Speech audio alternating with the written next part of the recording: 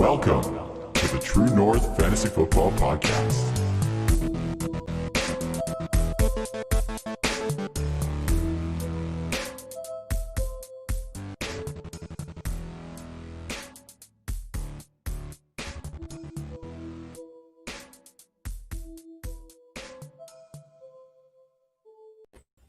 What up, fantasy people? Trav here from True North, coming live again from Dirty Laundry Studios. Thank you for joining the True North Fantasy Pod. As always, you can find me on Twitter at TCL14, and I am super excited for this episode. I've got another killer guest as I welcome in Tyler Gunthner. Tyler is the founder of the Dynasty Happy Hour and the host of the Dynasty Happy Hour podcast. Tyler, how you doing, man? It's a pleasure to have you on, and super excited for this one. No, it's awesome to be here, to be with family. Pretty much, we're like the second cousin, the one that you're kind of like weary about up in Canada, but you're still family. Mm-hmm. And we've also bonded recently over our love for Corey Clement, so that's been really nice. That's true. Yes. Yeah, so big Eagles love over here, so that meant a lot when I found out how deep your love runs for Corey Clement. Yeah, and like you said, you're in Minnesota, which is a wintry place, let's say. Very similar climate to Canada.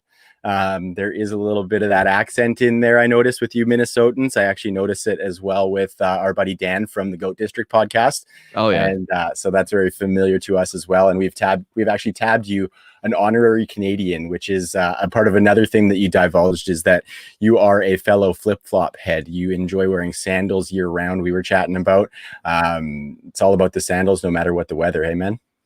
Oh, yeah. I have one pair of shoes I wear, and they're sandals. And actually, people may make fun of me, but if you haven't tried them, Croc flip-flops are amazing because they're like all weather type. They don't soak up anything. They're amazing, and I've had my pair for almost 2 years going, and they're still pretty much like brand new. Nice, man. Are they like as clunky looking as the actual Crocs? Because those to me just feel like they might get in the way a little bit. I'm not sure. No, they're not. They're actually not. They're slimming. Beautiful. Their feet slimming. That's good. Very good. Yeah. Gotta have the feet looking fresh when you're wearing them year round. That's for sure.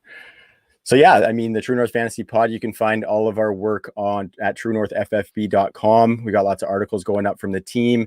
We got the True North, the TNFF network, on YouTube. So definitely go there and check out our stuff. And super excited to get into this one with you, Tyler. We're going to talk a little bit of old faces in new places. We're going to talk about some of these players changing teams and maybe the fantasy impact for some of the people around them, what have you. But really quick, Tyler, I want to jump into a little bit of instant reaction first on some recent news of a former player for the team whose jersey you're rocking right now, actually. Yeah, I mean, big news about Leonard. It happens a lot more often than a lot of people think. So never buy a Jags jersey ever in your life. Yeah, man. I saw somebody posted a video of you would not want this guy's closet, and it was like every Jag that's left. Ngakwe, Bortles, all of them. It's pretty sad because they had a good team going there, and it's been dismantled now. Yeah, it's been ridiculous how much they've just torn that AFC title game team apart. They were so good. They were up and coming, and then you know what? They're like, it's almost like a dynasty player that didn't make it, and they're just like, you know what? I'm going to sell for youth. I'm just going to get picks. I almost made it, but I'm just going to go for picks. Exactly. You have so much hope, and you're ready for that guy to come into your lineup and be a staple, and it just doesn't pan out. So you decide to get out while there's still a little bit of value, and that sucks. I mean, not only the offense, the defense is just ravaged too. So I expect the Jags to throw the ball a lot this year, needless to say. But we're going to talk about a little bit of Leonard Fournette. The news is he will be signing with the Tampa Bay Buccaneers. He's going to play under the Kangol Killa, as I call him, Bruce Arians. And that seems like an interesting match to me. And then it's a really crowded running back room, Tyler. So what's your first thoughts on the Fournette to Tampa news? I mean, I think he's going to have decent value, but I mean, if you're scared of Todd Gurley, you've got to be scared of Leonard Fournette as well. It's a crowded backfield. The opposites with Gurley, it's more injury related, but with Fournette, it's just so busy in that backfield. I don't think they're going to go away from Rojo. They've talked him up way too much and supported him way too much to just completely avoid him. I think Keyshawn Vaughn is the buy here because, I mean, if you can get him for a 3rd round pick, which I think you probably could, Totally. he is a heck of a pass catching back. Name one running back in that system other than Dare Ungubawale. Yeah, Dare Ungubawale.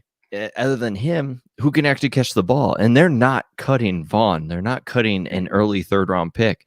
It's either going to be Dare and McCoy who's going to get cut, and then they'll roll with Rojo, Vaughn, and Fournette. Out of those 3, give me Vaughn as a pass catcher and that James White role, if there's going to be a James White role. And honestly, just the fact that he's going to be so cheap, I'm going to go out in all my dynasty leagues and try to buy Vaughn.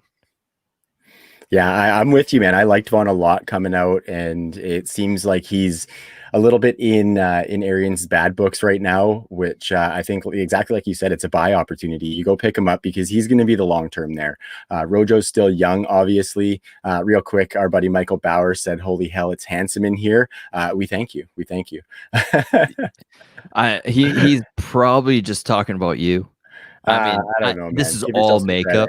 This is all makeup. It's a great makeup job. I give you credit for that.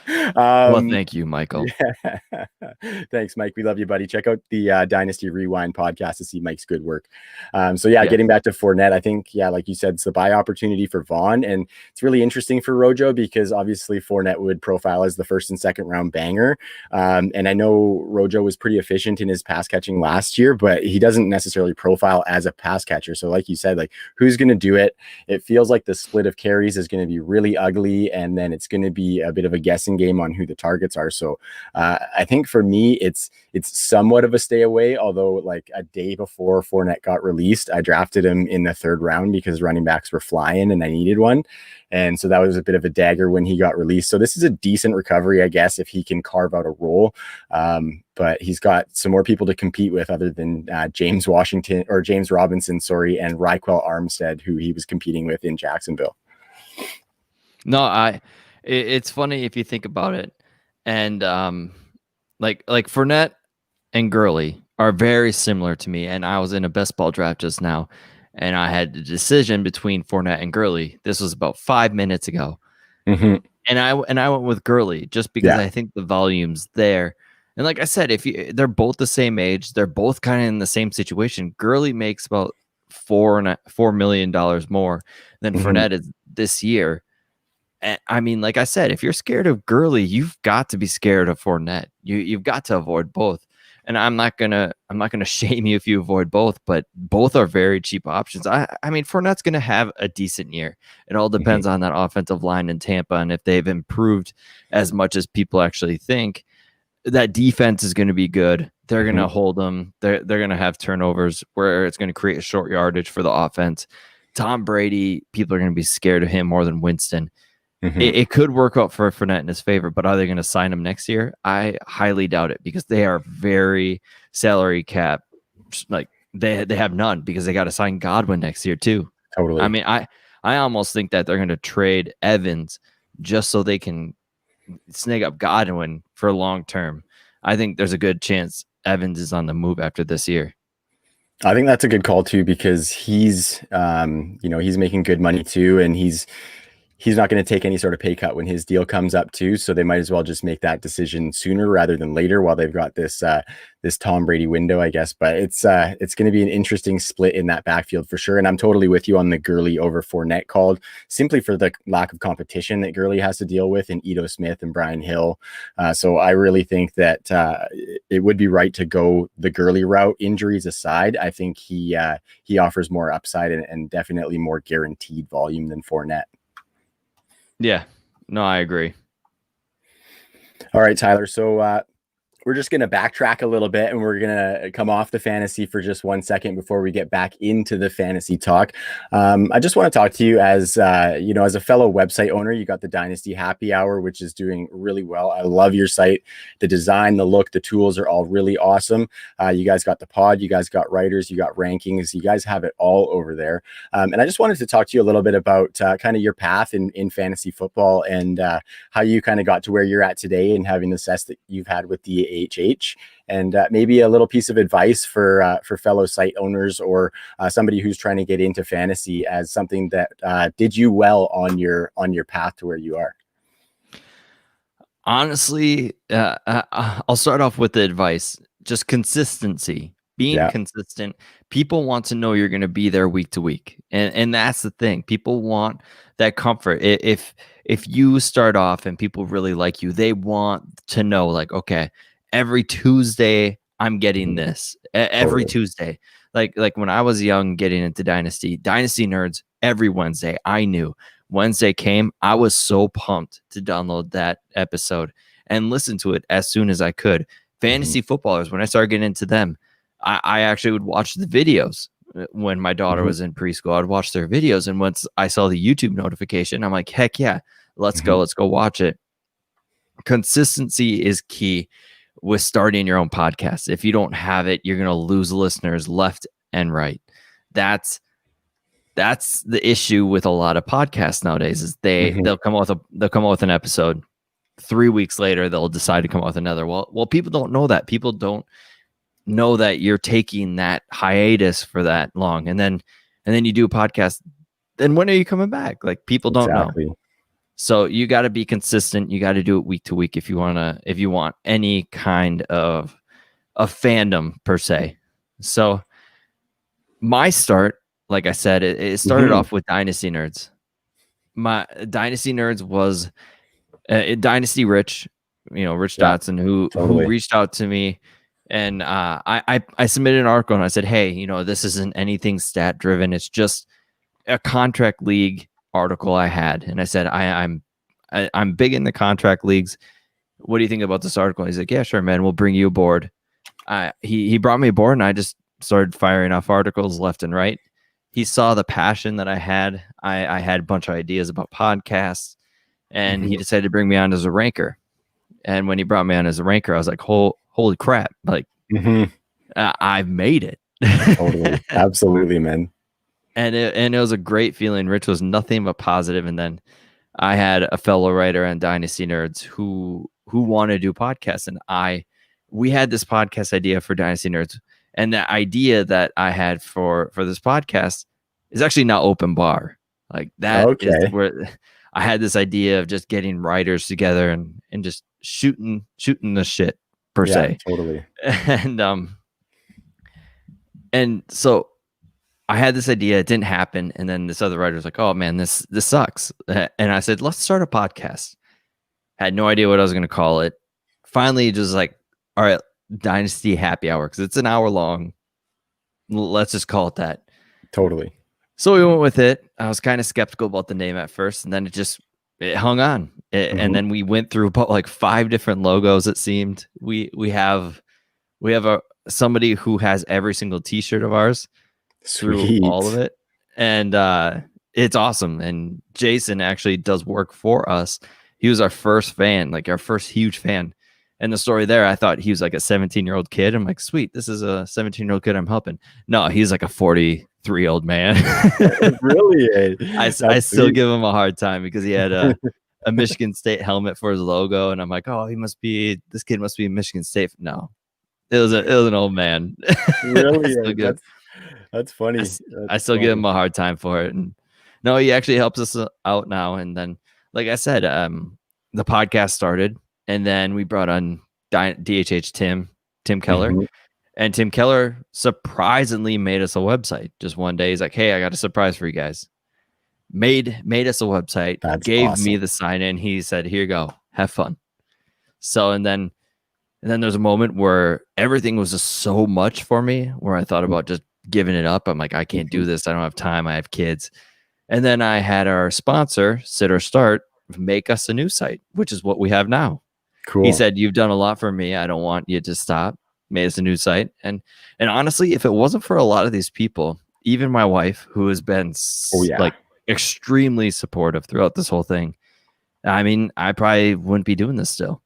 So yeah, it's been a journey. I'm so happy that I have Doug and Tim to keep me on the narrow, on the road all the time, because as you can tell through this whole entire conversation, I have major ADD and I go all over the place. So without Doug and Tim, I'm way off in the middle of nowhere. So it's always good to have those guys.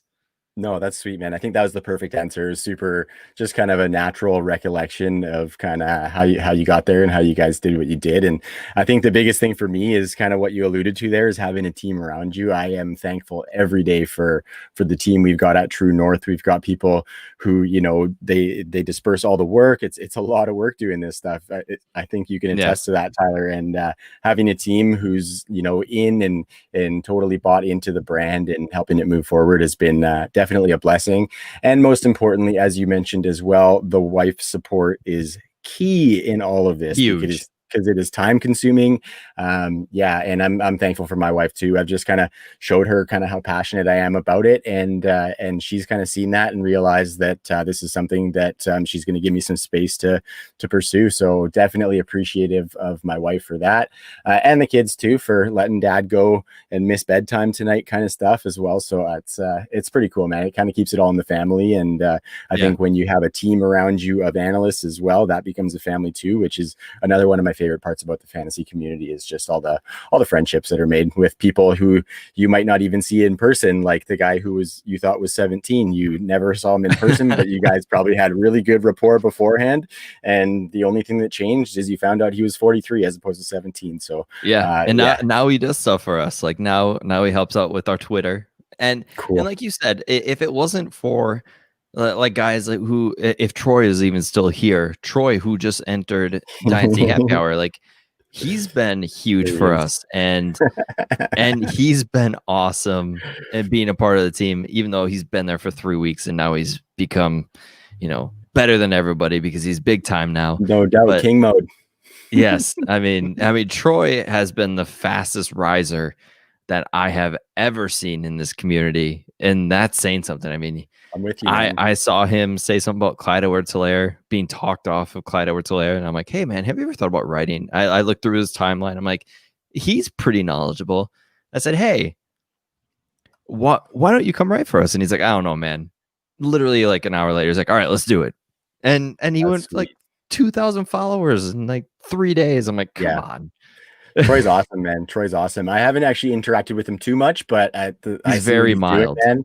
And he's like so much positivity, and he's putting out a lot of good stuff, being like a really good add to the community. And I've seen him on some pods, and he does great work too, man. Not only is he a good person, he does really, really good work as well. So that was definitely a good addition for you guys, and big kudos to Troy for his growth for sure. Yeah, and there's, like you said, there's a lot of amazing people in the community, and honestly, if there is somebody who you need to go to for advice, anybody will help. I mean, you could go as Shane from Dynasty Trades HQ. Shane's awesome. Me and him talk back and forth, and we spit advice off each other, and he was even like, dude, I used to listen to you and think, oh my God. And I'm like, I feel the same way about you, man. I'm like, it's not just me. Just because I've been here for longer, it doesn't mean that I'm not a fan of you guys. Like, I love True North because thank you, buddy. The first time I listened to you guys on Goat District, I was like, this is like the hockey locker room. This is amazing. I absolutely love it. Like the accents were so spot on. It's like I'm watching Slapshot on the DVD right now. It was amazing. Totally, man. It's definitely fun, especially on Goat District too, because JD and Dan, they're so awesome, and they're totally down to let people just get on their pod and just kind of spread their wings and whatnot. So it's so fun getting on with those guys, and we love that you guys down in the States love our Canadian accents. We think it's the best thing because we honestly don't even hear an accent. Like, I think probably myself, I'm probably a pretty mild Canadian accent, I would say, compared to some. But there's a lot of people who have told me that I got a pretty strong Canadian accent. So it's it's definitely it's definitely pretty funny that people gravitate towards the Canadian accent so much, and just, you know, funny Canadian facts and stuff like that. And so it's been pretty fun being in the community, and and yeah, you know, getting some attention for where we're from, I guess. It helps that Letterkenny became so big, because that made people just absolutely love Canada even more. And Oh like yeah. for me, I legit finished that whole entire series in about a week and a half, just because I couldn't stop watching, because So good. I'm like, this is like small town Minnesota, like where we live. It's like, I used to work at an outdoor skating rink, and that's the warming house. That's what the warming house is like. Mhm. And it's, God, it was so good, and it made me feel home. And Love it. like I said, listening to you guys just reminded me on like Tuesdays or Thursdays, going for kind of beer and brat league hockey when I graduated high school, just going to the locker room and just shooting it with the boys. That's sweet. Yeah, us Canadian kids really like to give her 110 and keep our sticks on the ice, eh? There it is. There it is. Yeah, yeah. A little snippet for you. We got lots of Canadians in the chat. We appreciate everybody who's tuned in and is checking it out. Tyler, we actually got our second comment about how handsome it is in this stream. So when I'm called handsome, I will certainly take it. So thank you, Will. We really appreciate that. But we're going to kind of move on here, Tyler, really quick. Lastly, before we get into some of these old faces and new places, I'm just going to talk a little bit about our sponsor for a second, and then we're going to go deep into some of these players. So our sponsor is Expand the Box Score, and Expand the Box Score is the essential stats database for any fantasy head out there. We use their NFL and college football bundle, which is awesome. You got lots of cool NFL stats and a lot of good college stats that you don't necessarily find elsewhere. It's a little bit tricky to dig into the stats for college players sometimes, and Expand the Box Score has got that. You find all sorts of stuff on there, and we're really proud to have them as one of our sponsors. Good guys running the show over there with Andy Singleton as well, and we love Expand the Box Score. So if you want to dig into some of those stats, which is where a lot of our research comes from, you can go to expandtheboxscore.com. And if you use the promo code TrueNorth10, you can get 10% off there. And yeah, so let them know that we sent you, and you'll get 10% off the package for Expand the Box Score. And you can do some stat digging like we like to do over here at True North. So that's expandtheboxscore.com, and TrueNorth10 is the promo code. All right, Tyler. So now that we got all that stuff away, you ready to get into some nitty gritty on some of these players changing teams? Let's do it. Right on. So Mike's in the chat.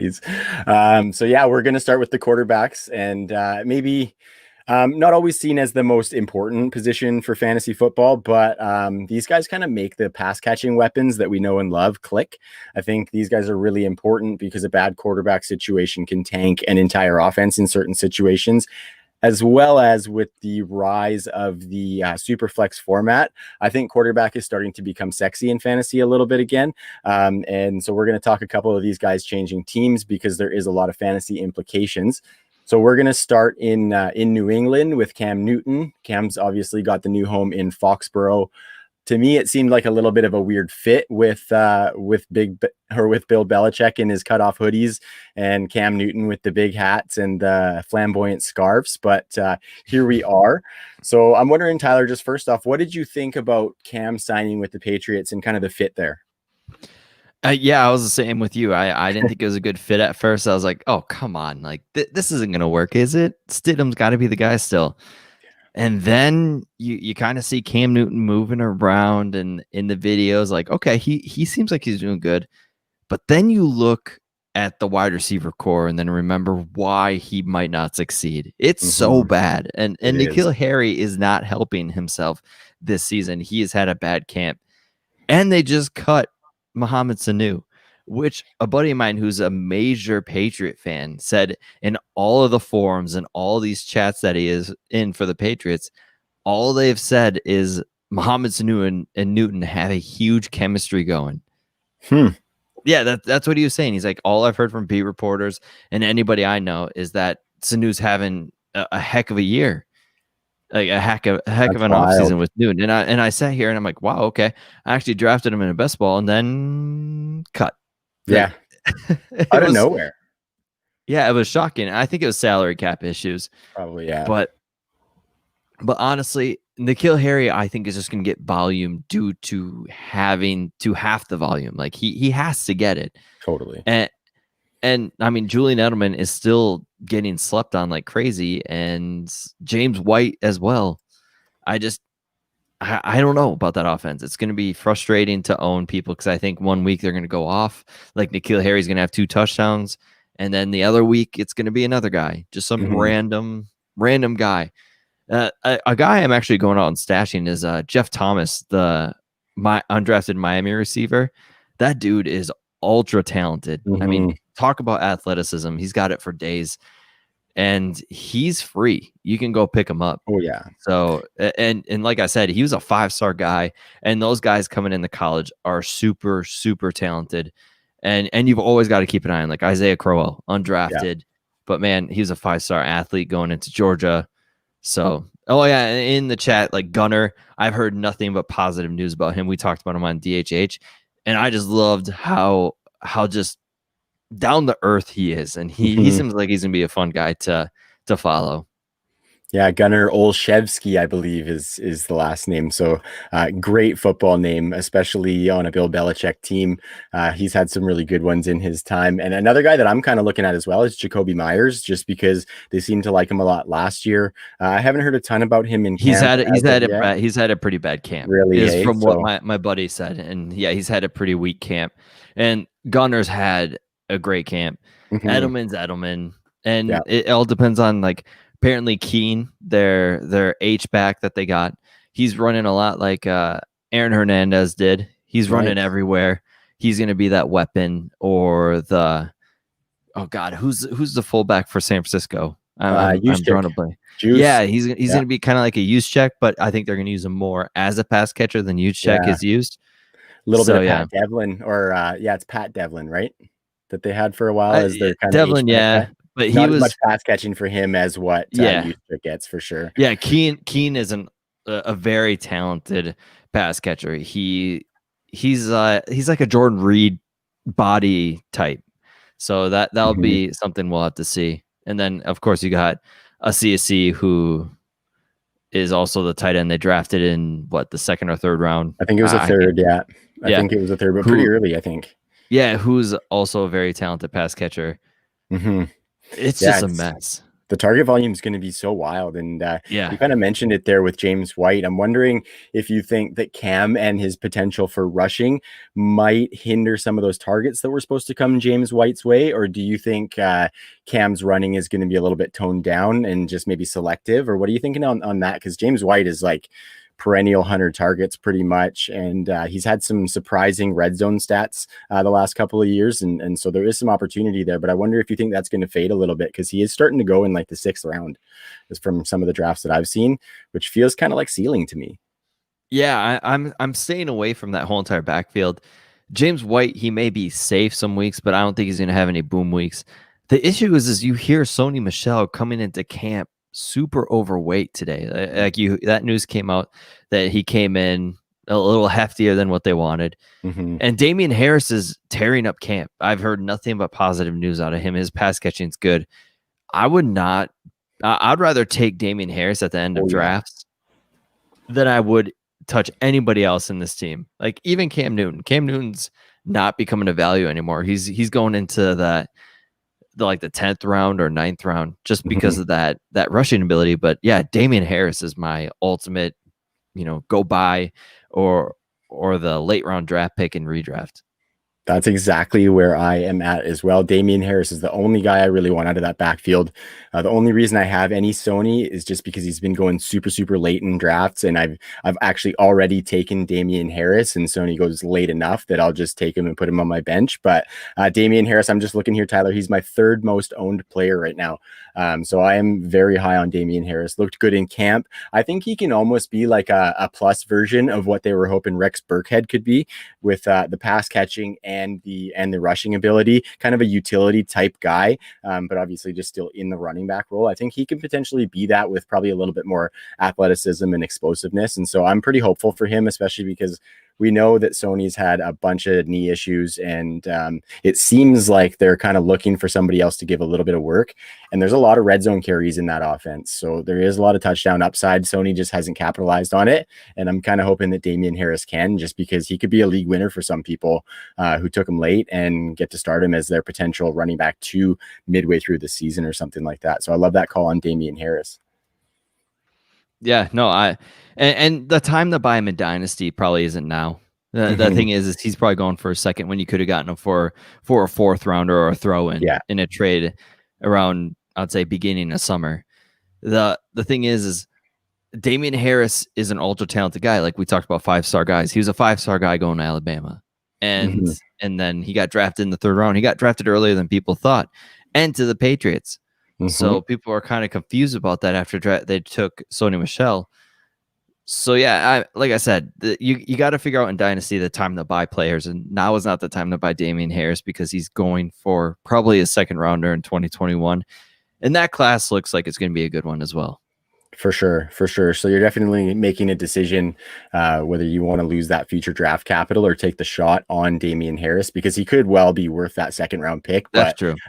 Yeah, we gotta just be a little bit careful, because the Patriots backfield is always a bit of a mess to kind of siphon through. So I like that there. And we're going to stick with the Patriots connection on this next guy, Tyler. And it's another a connection actually with Leonard Fournette, who we already talked about. That would be Tom Brady down in Tampa Bay. He's got Bruce Arians, which is an awesome offense that we haven't. We've seen him in some high flying or some high volume offenses before Tom Brady, but I don't know if we've necessarily seen him in an offense like Bruce Arians's. So I'm pretty interested to see how that offense is tailored to Brady and how much control he has, because I imagine he'll have some. But do you think that this offense could be good for Tom Brady's fantasy value with those weapons looking like some of the best that he's ever had down with Godwin and Evans? Oh, I think Brady in Dynasty is a tremendous value. I honestly think he's going to have one of the best seasons he's ever had as a player. And that's including 2007 when he tore the league up. He pretty much lit the league on fire. And honestly, I think it's just because Brady wants to prove he can do it without Belichick. And that's going to be the thing. Belichick, I don't know where he's going with the Patriots team. I don't know. Yeah. He might be tanking for Trevor, but I think the Jags got that one in the bag. But honestly, I think Brady's just going to be like, you know what? I'm going to show that I am a great player, and I am going to destroy record books this year. And he's got the weapons to do it. Like, he's going to tear it up. OJ Howard's going to have a better season than Gronk. I guarantee he's going to have a better season than Gronk. Man. I like that, because Gronk's going to play like 6 games. He's super skinny now, so he's going to get smashed at some point. And OJ Howard's going to be awesome with Tom Brady if he gets some significant looks. So I love that. I love that call. No, and that's the thing. He's so forgotten. Like, I bought him for a 2nd round pick before the draft, and this was after they signed Gronk, or vice versa. I can't remember. It was with Shane in our listener league, but I bought him for a 2nd, and I'm like, I mean, this is like stealing. This is an ultra talented tight end that has one of the best quarterbacks ever in the game. Gronk was not good last time he played. He was not. He was a shell of himself, and now he's taking a year off. He did some wrestling. He got his body right, maybe, who knows? Like you said, he's skinny. Gronk was known for his power and destruction at tight end. You know who's better at that than he is? You know who's better at that now? OJ Howard, who is a monster of a man. Like, they do not build people like they've built OJ Howard. He is so good. Go back and watch his college tape. That championship game where he took off down the sideline and was so sick. So sick. I remember seeing that play, and I'm like, that's a receiver? Yeah, it's like a truck. I'm like, and my buddy's like, dude, that's a tight end. And I'm like, oh my God, he's huge. Like, and he can run that fast. That's illegal. Throw the flag. You can't do that. It's like on Semi-Pro with Will Ferrell. Like, nope, can't that. 2 fouls. Yeah, you're out of here for being a freak athlete. OJ's awesome. Yeah. I was really hyped on him last year, and I was really disappointed that didn't happen. I was hyped on Chris Godwin too, so I'll take that W where it is. But definitely loving OJ because of the freeness. Tight end premium is a big format that's coming up. A lot of people are playing tight end premium, and I like to stack a couple of young guys a little bit later. And OJ is one of the guys I'm targeting big time. So let's flip over to the wide receivers there and talk about Godwin and Mike Evans. Do you think that those guys can maintain value? I personally think that Godwin probably plays a little bit better into Brady's skill set, but I think Brady can get the ball to Mike Evans as well. So I'm curious to hear where you see their value lying in comparison to, I guess, their new standard with Godwin being a top 5, top 10 wide receiver, just like Evans has been. I am a huge Evans fan. I was Evans all day over OBJ when they were 1 and 2 in drafts. I was like, dude, it's Evans. It's not even close to me. OBJ's got that like diva mentality. I was not about that. Evans, I think, can play very well with Brady. I think his touchdowns can hit double digits for the first time in years. Nice. The thing is, I think Godwin can also coexist. Godwin's going to get the PPR value. He's going to be the pass catcher. He's going to be the slot receiver. He's going to get a lot of volume. But I think Evans, he has not had this accurate of a passer ever. Like, ever. It's an understatement. Yes. And honestly, people are like, oh, well, Brady can't throw the deep ball. Yeah, he can. Like, yes, he can. McDaniels never asked for Brady to do it. Like, they had Julian Edelman, who's their deep ball thrower. Oh yeah, last time they had one was Randy Moss. And how did that work out? Beautifully. Like, that worked out very well. And that was when Randy Moss was washed. I remember that when everyone's like, oh, Randy's washed. Raiders Randy? No, you did not want Raiders Randy. No. And honestly, Evans right now is probably, I would say, the same player as Moss was then. I mean, different build, but like similar types of targets, similar way to get their points, right? So that's good. No, and honestly, I think their play is more similar than a lot of people think. I mean, Randy was a deep ball player and just run like Evans can't catch a screen and then run for yards after. Neither could Moss back then. Mm-hmm. Moss was not that type of player. He was a jump ball guy. He was a deep ball guy, and that's what Evans is, and they're very similar. So Godwin's going to have the volume. He's younger, so he's going to have the dynasty value more. But Evans is going to get those touchdowns, and honestly, if they can keep that team together for the next 2 years when Brady's there, oh man, wheels up. I'm with you. I'm kind of with you that I think they're both going to maintain really good value. I think this team's going to pass the ball a lot. I expect them to throw it around 600 times. I think these guys are going to be kind of on the same trajectory that they were on last year before Mike Evans got hurt, where they were both trending to be top 5. Now that's a tough call to make, to say that 2 wide receivers on the same team are going to be top 5. But if there's any duo in the league that's going to do it, this is probably the one. So I would say safely both top 10 probably. And I really like that you're in line there with my thinking on the fact that they can maintain this value. And Brady's deep ball might not be a line shot. He might not be throwing line drives 40 yards down the field, but the guy has ridiculous touch that he can put on the ball, and he can throw a guy open deep. Just like, I think we saw him do that a lot with Julian Edelman, actually, where Edelman would almost be like wheeling out of the backfield, or he's just running right across the front of the line, and then he turns it up a little bit, and Brady throws way before he has to because the field is wide open, and Edelman just comes down under a rainbow shot. And I think if he can do some of that with Mike Evans, it could be pretty slick. Yeah, he did it with Gronk too. Like, Gronk was always in the middle of the field. He was always on a deep cross route, and it always worked. Gronk, the touch pass was right there. Gronk was always in stride. So like they were saying in the chat, the narrative on Brady not being able to throw deep is way overblown. I mean, he could still chuck the ball. If you can throw it 50 yards, which I think Brady can, you're going to be perfectly fine. I think so too. I like that. And I'm pretty excited for this offense to now have maybe just a little bit more or a little bit less YOLO to the quarterback position than what Jameis Winston was providing. Although Yeah. I reaped the benefits of Jameis in fantasy last year. So I'm not hating by any means. I like Jameis still for that fact. So yeah, we're going to move on to another guy, Tyler. You mentioned him. He is actually a part of your favorite team, which you told me earlier you got one of their new jerseys and it's looking fresh. So that would be the Atlanta Falcons. And we're going to talk Todd Gurley moving into the running back room in Atlanta. Devonta Freeman out, Todd Gurley in. In my opinion, not a ton of competition in there, but maybe Tyler, as a resident Falcons fan, you might have a little bit more insight into the rest of those guys in that backfield. So why don't you talk a little bit about Gurley's entrance into that offense and what you think he can do with that bum knee that everyone's kind of worried about? I mean, Gurley year one is going to eat.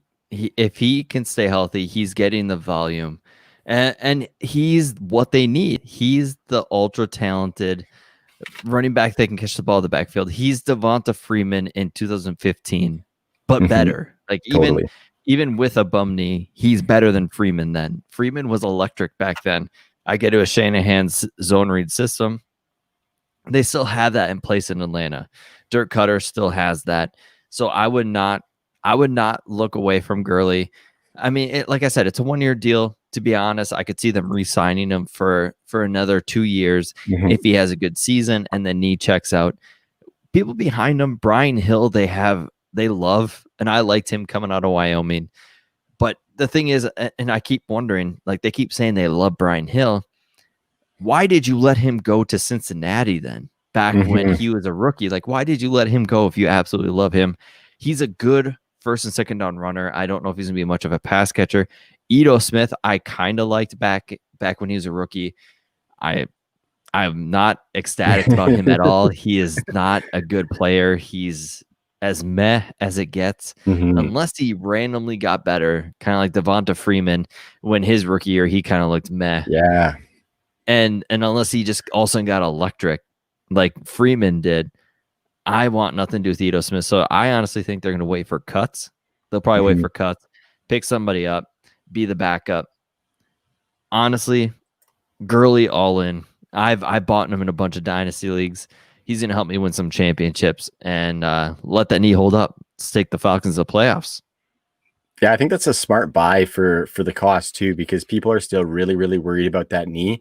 I've been dogged a lot for my previous love for Gurley. I'll be honest with you. I got him in a couple dynasty leagues with my home league guys, and another True North fam, Ty, used to do the pod with me. He used to bug me about my Gurley love all the time. But I'm still there, man. Couple years left of really good production. Devonta Freeman got over 180 carries last year, and I think he got 70 targets there. So if Gurley can improve on that just a little bit, I think he could be looking at 250 touches, which is probably the max you want to give him. You probably don't want to be giving him over 300. And I think that's where that free agent scrap heap addition that you were talking about is going to come in to kind of help make sure that Gurley is healthy all season, because I think the Falcons are ready to make a little push. They got Julio getting up there. They got Matt Ryan, who's been around for a long time, and they're ready to make that push. And I think Gurley's going to be a great piece, man. Great red zone weapon, good pass catcher. I think that offensive line should probably improve with some health. So I like that. Yeah, they get their first round pick, Lindstrom back, who was a guard. Their right tackle, who was a rookie last year, they had 2 first-round picks on offensive line. One of them had a heart issue until about week 9, so he's fully back. And like I said, Lindstrom had, I think, week 1, about 5 plays in, got hurt. He's like an all-pro guard. He's a Zach Thomas? Martin? Zach Martin. I should know this. I'm a Notre Dame fan. What am I talking about? I'm an Eagles fan, so I know Zach Martin very well. Okay, yeah. No, like he's got that type of potential. Like he was the 14th overall pick as a guard, and that does not happen often. And when it does, they have major upside. And honestly, that offensive line could be completely different. It could be top 10 graded offensive line, and Gurley has not run behind an offensive line like that in a long time. So he could eat. And my actually dream scenario is Eagles drop Corey Clement. Corey Clement goes to Atlanta to back up Gurley. And I would I would fall apart if that happened because I think would Corey Clement is a good running back, and if he had the number 2 job behind Gurley, I mean, he could get a chance. That would be extremely sad for me because I'm just starting to get a little bit more hyped up on Corey Clement back with the Birds as well. So you said you would fall apart. I would fall apart in a completely different way, Tyler, because that would I would not like that. I'm really hopeful because Boston Scott, I mean, isn't he did really well down the stretch. Very small sample size. He hasn't proven to me Very that he can small. handle the That's a backup height. role. That's a height joke. Yeah. But then I think Corey Clement can handle both roles as a runner and a receiver. So you can't have him, Tyler. You cannot have him. We'll take him. Yeah. So just quickly to wrap up Gurley here, Tyler, what do you think is kind of his ceiling as far as fantasy finish? Do you think with that offense he could get up into the top 10 again? Or do you think we're probably looking at that like 10 to 14 range for where Gurley might land? With the volume, he could possibly get top 5. I mean, nice. Atlanta's offense is going to be good. Matt Ryan every other year has an up and down year. This is his up year. So, I mean, Gurley, if he stays healthy, that's the big if. He's going to have a major, like he's going to be a major problem for people. And if you, like, I forget who I drafted in front of him. I'm going to regret it. In my redraft league. I have one redraft league with a bunch of friends. I'm going to regret that. And I already hate myself for doing it. Yeah, I'm a huge Atlanta fan. I have not been this excited about a running back since Freeman after his big breakout. And like Michael Turner is my boy. Warwick Dunn's one of my all-time favorite players. Love Warwick Dunn, dude. I love Atlanta running backs more than anything. Even Steven Jackson, the shell of Steven Jackson, I was rooting for. So this is exciting for me having Todd Gurley back in Georgia, and just as a fan, if he doesn't work out, I've got him on multiple dynasty teams. I traded for him just because I want to have that fandom, that piece I love to cheer for, and that's what dynasty is about, right? You got to have the players you love. I bet. How many Miles Sanders shares do you have? buddy. It's actually funny. I actually checked that today because one of my buddies on Twitter, our listener league just started, and I'm co-owning with another True North guy, and we took Miles Sanders with one of our picks at the turn, and we kind of announced it on the thread, right? And then one of our buddies came in and said, "You probably have the highest team share of Miles Sanders that he's ever seen." I had a look, and I actually don't. I only have 5 shares in my sleeper leagues, which is far lower than I expected. But I think through the other platforms, I probably have 3 or 4 more. So I think I've got like 9, maybe 10 shares of Miles Sanders across almost 30 leagues. So yeah, that's a fairly big share at 33%. So yeah, I'll take it. I'll live and die with Miles, man. I have 11 shares of DeAndre Swift. Nice. I'm all in on Swift, and we'll get to him later. We'll most certainly will. Absolutely. Okay, we got a little teaser here. I like that, Tyler. I like that. So we're gonna move on from doting on our team's running backs because that was really fun. I think anybody who knows me knows that I got a lot of pride for my Eagles, and I like to have them on my fantasy roster. You have to, man. Yeah, it's just. But I mean, the real bird's a falcon. They're the fastest. So.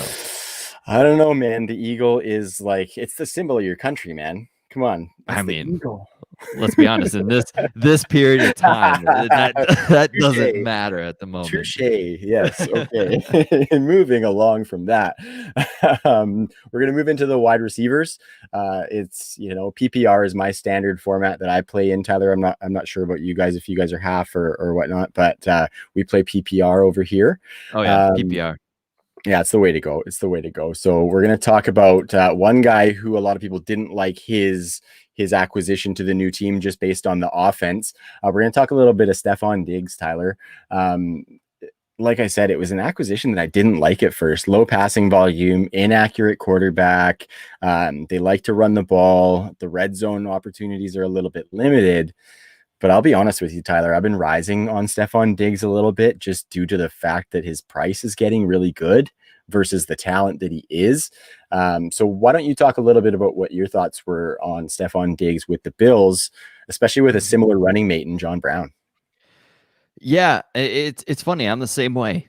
It's crazy because I was so down on Diggs. He was just he was such a diva down here in Minnesota, but like not the outspoken one like OBJ is, but he was the quiet diva in Minnesota, just like behind closed doors saying, "Hey, I need my money. Give me the ball. I want this. I need this. Adam Thielen, he gets everything. No, I want like he was such a baby." And like, yeah, he was so good for us. I loved him coming out. He was a 5th-round pick. Like I talked about a lot in this episode. 5-star recruit. Dude was ultra talented, stayed in Maryland just to stay with family.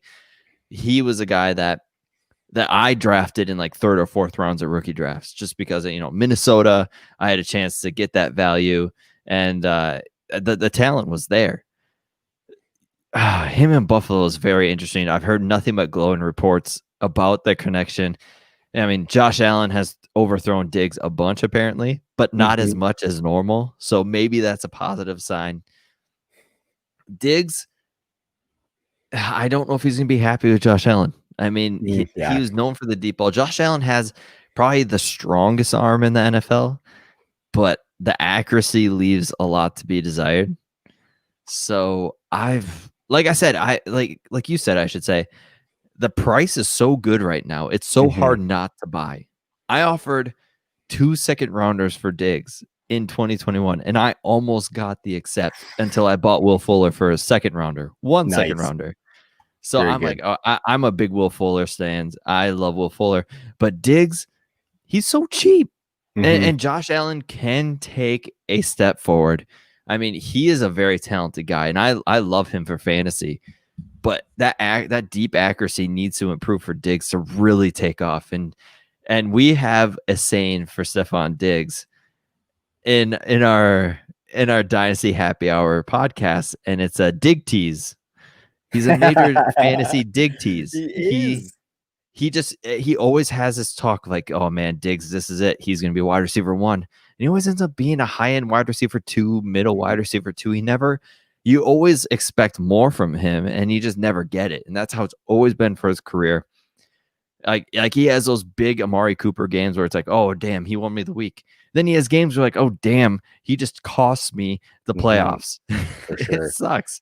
He's a dig tease.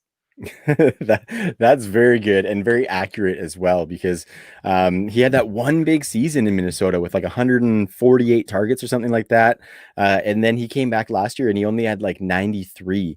Luckily he was efficient on that in Minnesota, but definitely going into Buffalo, it's a different offense than what he had in Minnesota with Kirk Cousins. And I'm totally with you that Josh Allen needs to improve that deep ball. And I think there's a couple of reasons why he might be able to do that. I think maybe with Diggs being such a good route runner, he can maybe get a little bit more open for Josh Allen when he's scrambling out of the pocket and just kind of gunslinging it a little bit. I think Stefan Diggs can be a really good player for that type of play style. And another thing that I really want to see, Tyler, that could really unlock Stefan Diggs is if they put him in the slot a little bit more. I think Cole Beasley, he 107 targets, I believe. And I think over 70 of those were from the slot. They obviously kept Beasley around, but I think if they're going to be going with Stefan Diggs as their main wide receiver and they really want to see what he can do to help this team move forward, I think putting him in the slot would be really nice because he's been pretty good there on not a ton of work in Minnesota, but I think he could be unlocked there with all those targets that Beasley got. If he could funnel some of those as well as the ones that he's going to be funneling away from John Brown because they are very, very similar players, I think Stefan Diggs can easily pay off. He's going as the wide receiver 26 right now. And I think as far as talent, for me, he's probably like a top 12, top 15 talent in the NFL. So I'm pretty hopeful and I'm buying at the price. And man, 2 second rounders, I would be jumping for joy if I got Stefan Diggs for that. Yeah, because you don't want to give up a first because next year's class is filled with receivers. I mean, a lot of guys are coming out of college right now. They're opting out and they're working for the NFL. And there's tons of talent in this class. And Diggs is 27. He's getting up there. He was never the healthiest. So yeah, I've kind of used that to my advantage in trades. Like, hey man, he's with the Bills. Josh Allen's not a good deep passer. He had Kirk Cousins last year, who had like over 40% accuracy deep. Josh Allen had like 28%. I mean, the stats are there. Do you really want him on your team? And then I'll get him for dirt cheap. Yeah. Used car salesman. I love it, man. The deep accuracy wasn't there. The deep volume was there though. I think Josh Allen was top 12 or so in the league in deep attempts last year. And so He's a show off. yeah, I mean, yeah. if I had an arm like that, there's so many times when I'm playing catch with my daughter and I just want to zip it. Like I just want to Mhm. take it and be like, okay, we're going all out. Like I miss that. I used to go out on Sundays and go out to the field, and I used to throw football with some buddies. We play two-hand touch, and like I would love it because I Mhm. could let loose, and I know I get it, Josh Allen. I get what you feel. You just want to let the cannon go. He's it's like he's having a pissing contest with nobody. He's just, hey, Yeah, look at right. me. Hey, look at Well, me. even in the combine, like in his combine, he waited for the receiver to go. Like they're Yeah. like, okay, throw, and he just waited, Has a sip took of two coffee while steps, he waits. Yeah. yeah, and then chucked the bad boy 80 yards, and people were like, oh damn, like Yeah. nobody should be able to throw it that far. No. But I mean, he's got the arm. I would show it off Mhm. too. Yeah, absolutely. I would. Absolutely. Yeah, I'm with you. I've had too many times where I'm out by the ocean or out at the lake and I'm throwing rocks as hard as I can out into the ocean. Way too many times have I pulled my shoulder and Yes, been yeah, feeling it for the next few days. So can't do it I will anymore. leave that to Josh Allen. He can Yeah, have that because I can't do it anymore. so uh, true. so for Diggs, Tyler, I want to talk to you about some guys that are going around him real quick before we move on. So Stefan Diggs is going right around guys like Cortland Sutton, Devontae Parker, T.Y. Hilton, and Hollywood Brown. I'm wondering like how you would rank those guys, including Diggs. So that's Sutton, Parker, T.Y., Hollywood, and Diggs. I would probably have Hollywood and Sutton ahead of him.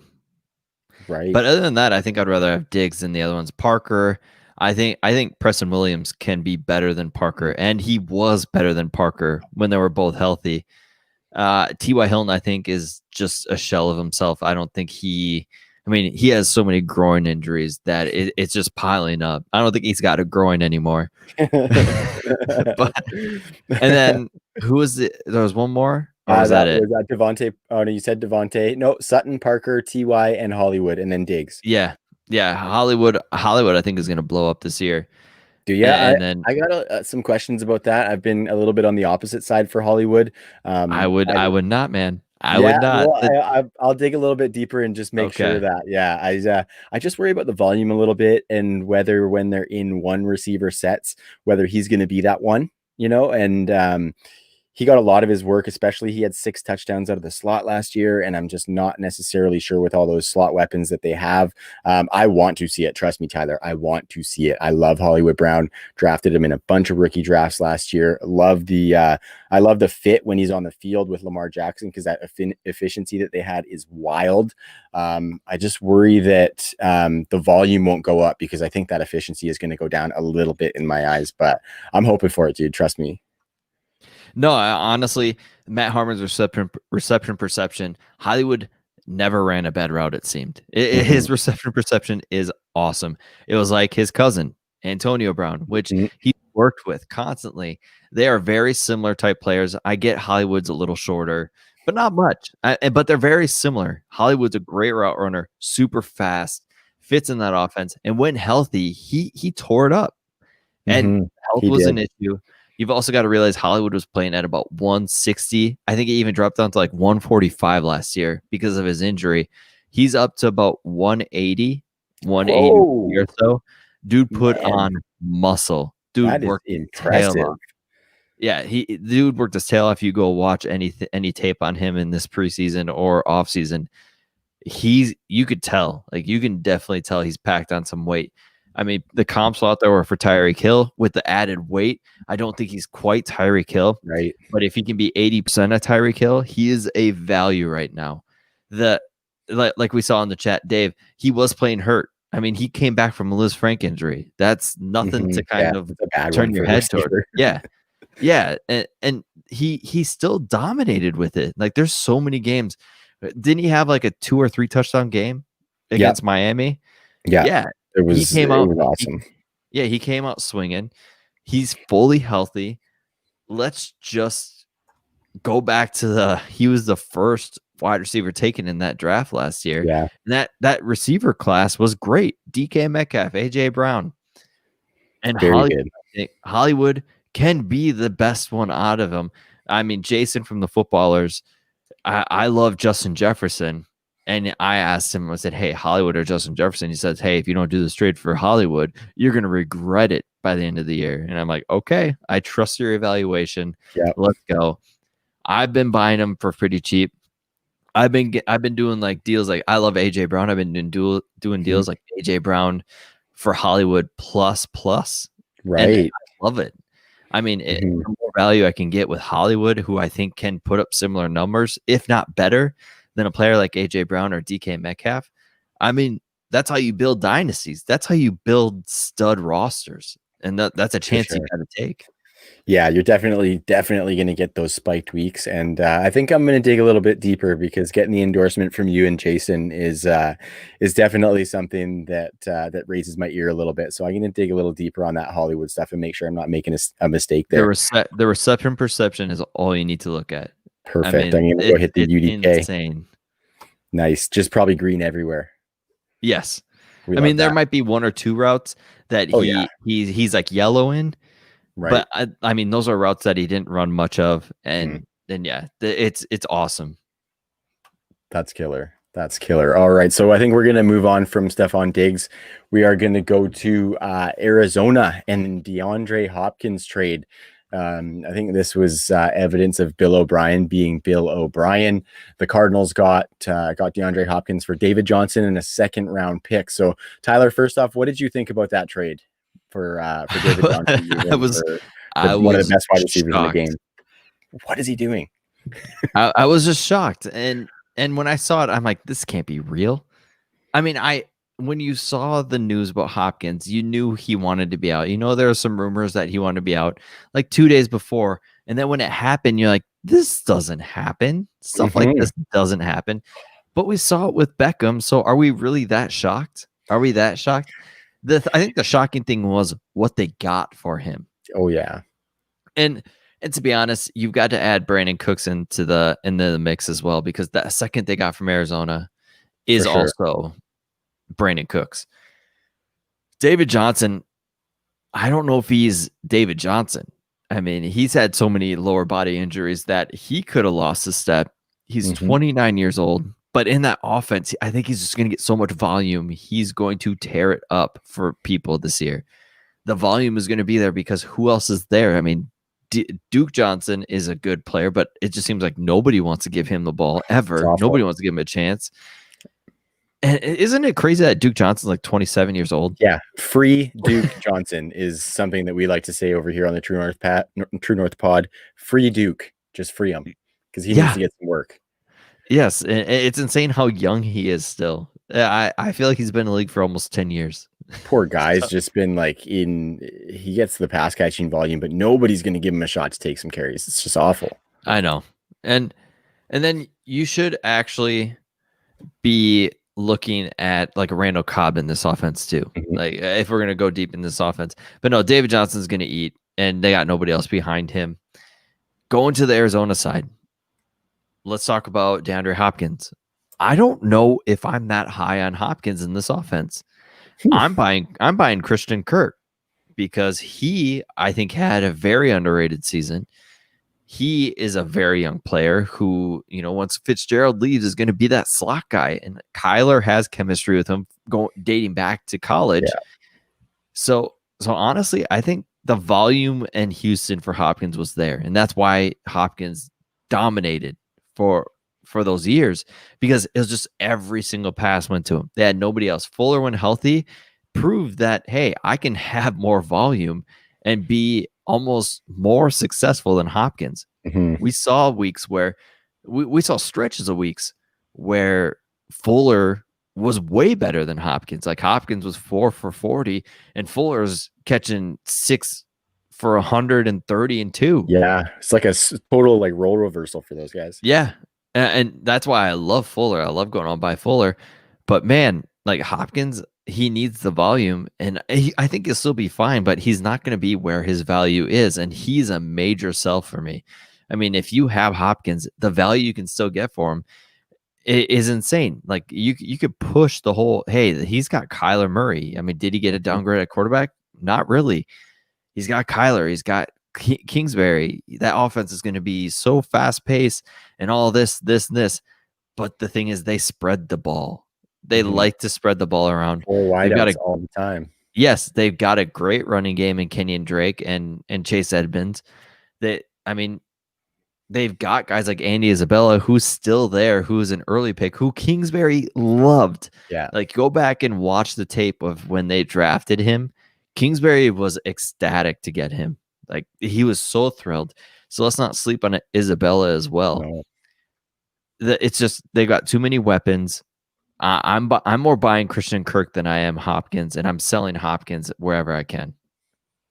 Yeah, I think there is definitely a case to be made for that. I'm more of a hold on Hopkins right now because I do think there is some boom potential. I think the Cardinals offense is just begging for somebody a little bit fresher than Larry Fitzgerald to command some of the red zone targets that they might have, because I don't think Christian Kirk is necessarily that guy. I think he's more of the short target PPR guy.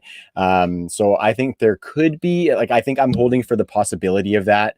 But I definitely recognize, like, he's been Mr. 150 targets. He's got 150 in 5 straight seasons, and he's one of only 4 players to ever do that in 5 consecutive seasons. And DeAndre Hopkins, Antonio Brown, I think, Ocho Cinco is actually one of those guys as well, but I digress. Hopkins has had like extremely elite volume, and I think with the spread out, like you said, with the 4 wide receivers, like Kyler likes to scramble around back there, and with all these receivers on the field, there are bound to be situations where there's a couple of them get open when he's doing that, and with no off season, the chemistry might not necessarily be there. So if Kyler sees other guys open, he's not necessarily going to funnel to DeAndre Hopkins. I think we hope he would, because obviously it's clear that Hopkins is the most talented wide receiver on that offense. So I think it's going to be really interesting. I'm just holding for the potential of that, because I think their pass volume does go up a little bit versus last year, and their overall play volume does. So that's where I sit on Nuke. Not quite there for Christian Kirk. I think there's been a little bit too much inconsistency, but I'm all over Andy Isabella because he is dirt cheap, and there was a lot of hype around him, and he was just almost a net zero for your fantasy teams last year. Yeah. Just nothing. So I picked him up for a third, super happy with that based on the talent and the potential for him to get in those 4 wide receiver sets. So an interesting wide receiver group to decipher, especially because we expect that target volume to be so spread around. But now that I think they've got some pieces in place that can handle that volume and make the offense overall really exciting. But yeah, it's going to be tricky business for those who are expecting that 150 plus targets for Nuke. Yeah, no, and that's a great strategy for Dynasty that I like to go and do is year 2 receivers that were higher draft picks in rookie drafts, like a JJ Arcega-Whiteside and Paris Campbell back when he was actually a value. Like, go out and buy those guys. James Washington is a huge buy for me just because he was so highly thought of, and now he's nothing. But my mind is so blown from the stat jump that he had from year 1 to year 2. Like, he went from 230 yards receiving to 730 yards receiving, and nobody's talking about it. I don't get why that's happening. I mean, I love Deontay Johnson as much as everybody, but James Washington is huge upside.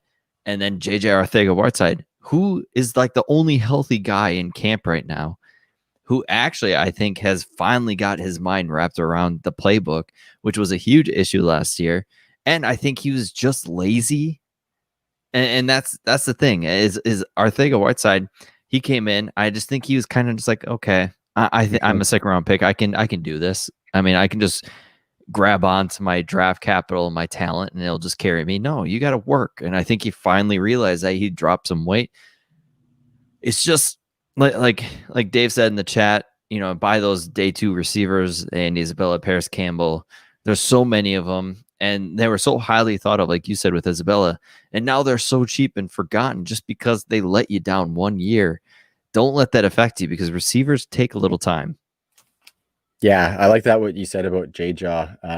Sorry, obviously talking about the Eagles once again. Of course, I know. But yeah, and I think for him, like they were trying him at all different spots, and I think he was just used to being that jump ball red zone target, and maybe didn't have the nuance in his game to play all those spots. I thought that was kind of weird for them to do that with that type of wide receiver. But with Alshon on the pup, and him profiling as a really good red zone target, Alshon's gotten some pretty good red zone targets the last few years. That's winning moves that you make in your dynasty league, is to grab those second year guys who disappointed, because those teams don't give up on those guys that they draft in the second round after They have one. too much pride. Exactly, right. They don't want to admit that they failed a second round pick, unless you're Bill Belichick trading for Mohamed Sanu, I guess. Thank you. You're welcome. Yeah, I bet you really like that, because that was a massive win for the Falcons for sure. So it's that's a really good tip. Buy those second year wide receivers, especially if they have day 1, day 2 draft capital. That's a big one. We're going to talk next, Tyler, about a guy that you actually briefly mentioned, kind of plays off of the DeAndre Hopkins connection in Houston. That would be what might seem as DeAndre Hopkins' replacement in Brandon Cooks, who the Houston Texans acquired for that second round pick that they got for Nuke. So Brandon Cooks is one of these guys who isn't a stranger to changing teams, and he's one of the few guys who has actually produced in the past in coming into new teams. When he went to New England, he was really good, in his first year in LA with the Rams was really good. So I think to say he's going to follow up DeAndre Hopkins is pretty lofty, but I know you just mentioned that you love some Will Fuller. So what do you think Brandon Cooks' realistic outlook is on the Houston Texans roster? Because it sounds like you probably don't think he's the wide receiver one. I mean, if Will Fuller gets hurt, and that's a huge if, because it happens all the time. All the time. If Cooks is going to get the volume. He's going to be the guy. And honestly, this season, it's what side are you, Cooks or Fuller? And yes, Dave, I am going Fuller because I have been all over Fuller. I'm a Notre Dame fan. I love Notre Dame. Anybody who comes out, CJ Prosise was my dude coming out in that rookie class. Chase Claypool is a beast. He's a man. Yeah. I mean, he's from Canada, so you guys absolutely love it. He's like probably an hour and a half away from where I'm at, is where he's from. So I mean, he's Chase Claypool. Let's be honest. Like Claypool going to the Steelers. When Steelers draft a receiver in the first 3 rounds, they're going to be good. Like it's almost a guarantee they're going to be good. So yeah, I love Claypool. Love that whole entire thing. Legit, when I watched him in Notre Dame, I thought he was a tight end. I legit was like I was like, damn, Notre Dame just pumping out these tight ends. And I looked at the depth chart. I'm like, that's not a tight end. I was like, Jesus. It's like we were talking about OJ Howard earlier. It's like how we were talking about him, but this guy actually has a WR beside his name. It's wild. Yes. And the fact that he ran a 4.45 and he jumped out of the building, and his tape shows that. That's the thing. Like people are like, oh, it's all combine. No, his tape shows that ability. He was like, when him and Miles Boykin were together 2 years ago, like so good. He showed out way better than Boykin. I thought Boykin was slow. He was running mud. When I saw 83 at the ball, I was like, all right, let's go. Let's get this guy the ball more. And so yeah, we'll move on from Claypool. If you're not going out and buying Claypool right now, despite the news, you're buying him still very cheap with like a second rounder next year. Mm-hmm. Love it. So what we're talking about? Oh yeah, hey man, I get that way when the Chase Claypool can of worms gets opened. I get that way as well, so I can appreciate that. We were talking Brandon Cooks and Will Fuller, and the wide receiver one in Houston.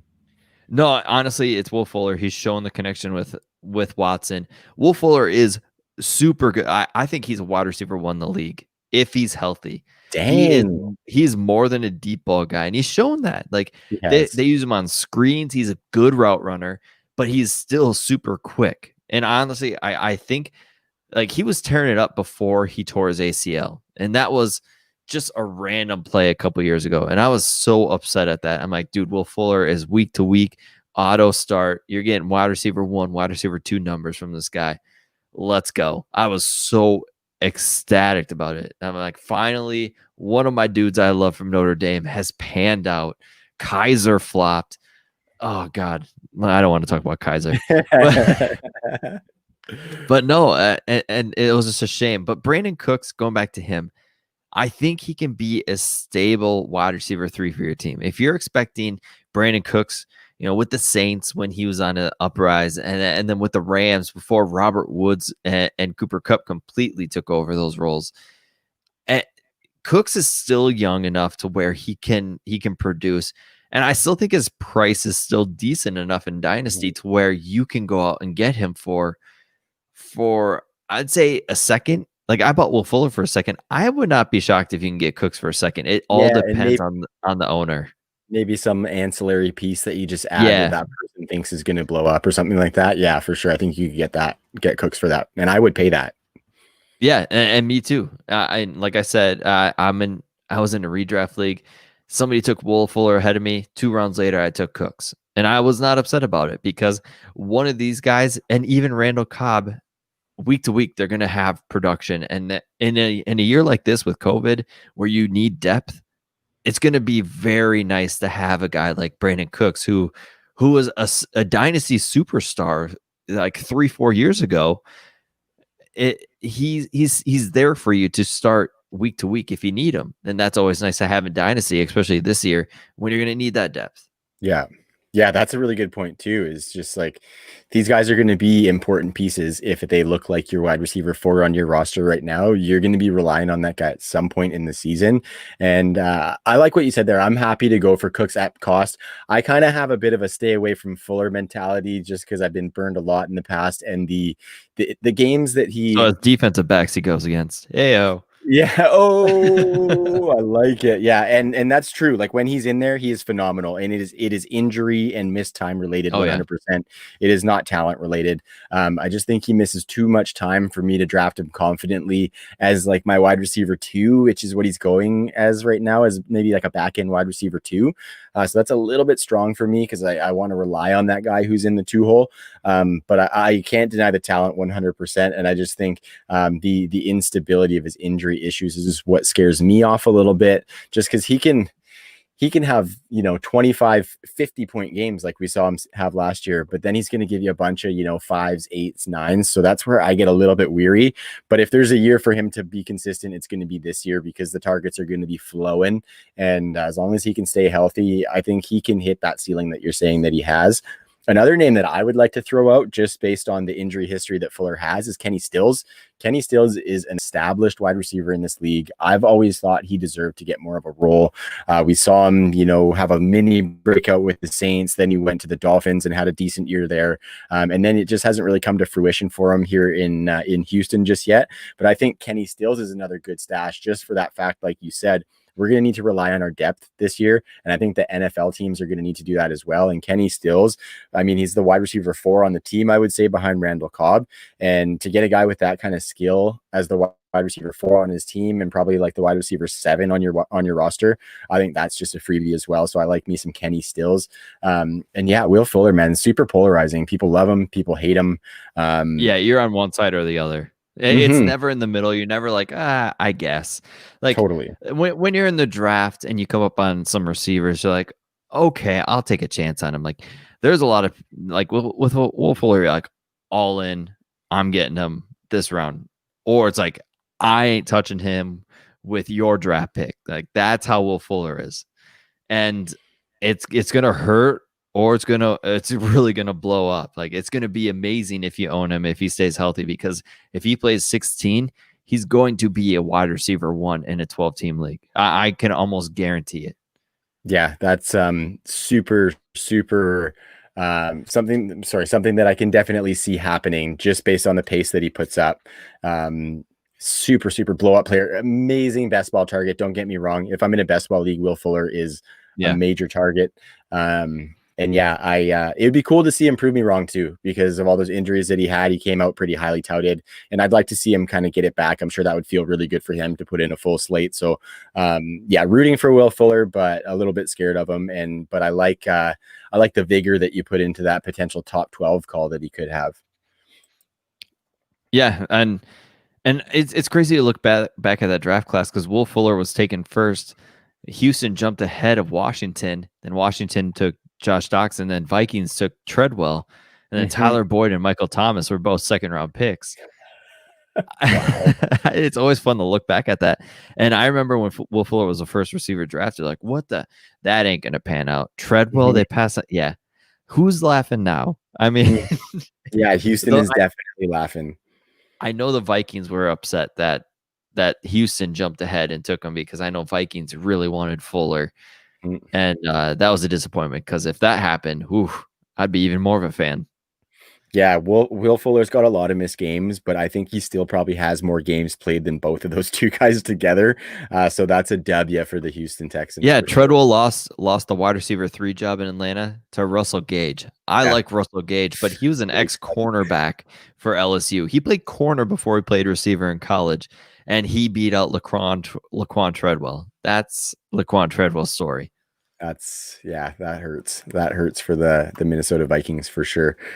Okay, Tyler, we're going to get into our last old face in a new place before we rip into these bold predictions. I've kept you for about an hour and 20 right now, and I really, really appreciate you sticking around. So the last guy we're going to talk to, maybe we'll fly through him a little bit and we'll get to those bold predictions, is Austin Hooper. So we're moving to the tight end position.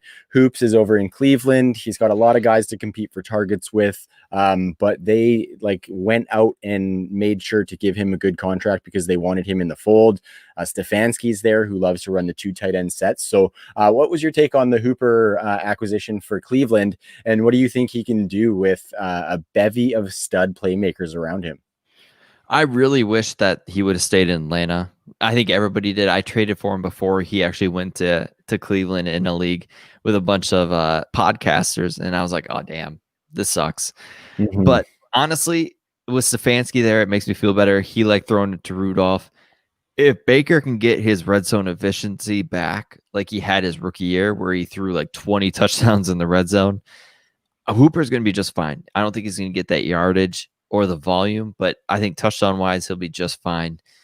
I don't think he's going to have the year he had last year, but like I said, he's going to be a tight end maybe 7 to 10 this year. And it's all because if you're a tight end, you score a touchdown, you're going to have a tight end 1 week. So that's the tight end landscape until, guys like Hawkinson and Fant rise above and become something more. Yeah, man, I think you captured that perfectly and tied it up in a pretty bow. So I'm not going to spend too much time on Hooper there because I'm totally with you. I don't think the volume's going to be there. Odell, Landry, Nick Chubb. They got obviously Kareem Hunt coming in as a great pass catcher. And then we expect some two tight end sets with David Njoku and potentially Harrison Bryant, who has looked good out there. Love Harrison Bryant. Yeah, I liked him coming out too, man. It's going to be interesting because there's talk of them trading David Njoku, who I think could potentially be one of those good move tight ends for somebody. Yeah. It's kind of a very similar to Kyle Rudolph and Irv Smith right now, where they have kind of Hooper who can do most of the things you want a tight end to do, and then Njoku who you just kind of want running up the seam. So it's going to be an interesting target distribution in Cleveland. But I think exactly like you said, Hooper's got the red zone on lock, just like he did in Atlanta. And I think that's where his value is going to come from. And for the tight end position, that's totally okay, especially because you're going to get him at a pretty decent price as well. Yeah, you watch Hooper. He's like a sneaky serpent in the red zone. With Atlanta, I don't know how it is, but it's almost like he taps the linebacker on one shoulder and then sneaks around him. Like when he's like looking around, like who tapped me? Who tapped? Like that's Hooper in the red zone. He's so smooth at just getting into an open space, and Matt Ryan and him had a connection. That's what it's going to take for him to actually succeed, is having that same connection with Baker. And Baker needs to be better in the red zone because he threw a ton of picks in the red zone. So there's a lot of things that need to go into it for Hooper to be a reliable tight end for your team, but I think it can happen. Well, yeah, and I think Hooper, just as a big body and somebody who is crafty, like you said, in the red zone, can mitigate some of those mistakes that Baker made, because he can get himself into spots where Baker's just not gonna be able to miss, because Hooper is so good there at getting open and being that slippery snake, like you said, slithering around. So great. That was a lot of S's there, a little bit of alliteration. It was tough to get out. So Tyler, really quick before we get into our bold predictions, we're just about wrapping up here. I want to say thank you to anybody who tuned in, all our friends on the chat.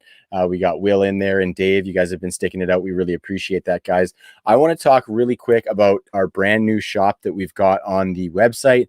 we have teamed up with Viridian Global to offer a brand new product line. We've got a whole new catalog. We've got some new designs. We've got some exclusive designs in the works that we are really, really excited to get out to the people. And so we're going to figure out a good way to launch those. Really appreciate Will Harris, who is one half of Viridian, as well as Mark Mathick, who is the other half, and he's the graphic designer there. Those guys are awesome. They have a really, really great business plan going, and I'm excited to partner with them. So yeah, check out the site at truenorthffb.com/shop, and you can get some of our new gear. Shout out to one of our podcasts in the podcast network, The Point After, who just got a brand new logo done by Dan Made Graphics. He's our graphics guy, and their logo looks really fresh. And as well as True North, we've got the Gold Jacket podcast. Their merch is on there as well. So really excited about that new shop, and hope you guys, go check it out. Check out the catalog, and you might like something. Also, they're doing our shop too, bud. I might have heard that. I'll be honest with you. I'm so pumped. And honestly, I agree with you. I've never had such a good connection with a shop before. Like our shop now, I hear from the guy once a year if I'm lucky. Mm-hmm. Like these guys are full. Like he messaged me about the Dig tees, and he's like, "Dude, t-shirt idea." And I'm like, "Hey." Like I love the fact that they're interactive, and huge shout out to them. I'm very impressed by their business and how they go about things. And they actually made our StreamYard background. Like they wanted to do it for us, and they were awesome about it. I just told them, I said, "Hey man, you guys are the pros. You guys think of something." And they made us something. And yeah, they're working with us on t-shirts. I've checked out your store, and it is awesome. Like and the special designs coming out. I know your excitement because I know we have some t-shirt ideas too, and I'm almost positive you Canadians have a bunch of good ideas as well. Man, it's going to be great. I mean, we're probably going to go broke, both of us, just buying each other's shirts. I know correct. I know for sure I'm getting me some True North gear, so you guys got to get yourself some as well. Absolutely. I'm wearing a plain black shirt. I need a big True North logo because they're pretty much my second cousin. You're right. Yeah, Tyler is honorary. He's an honorary Canadian. Actually, one of our designs may actually involve a bit of the honorary moniker on it. So stay tuned for that, and we'll definitely make sure we hook up some of our honorary Canadians, yourself included, Tyler.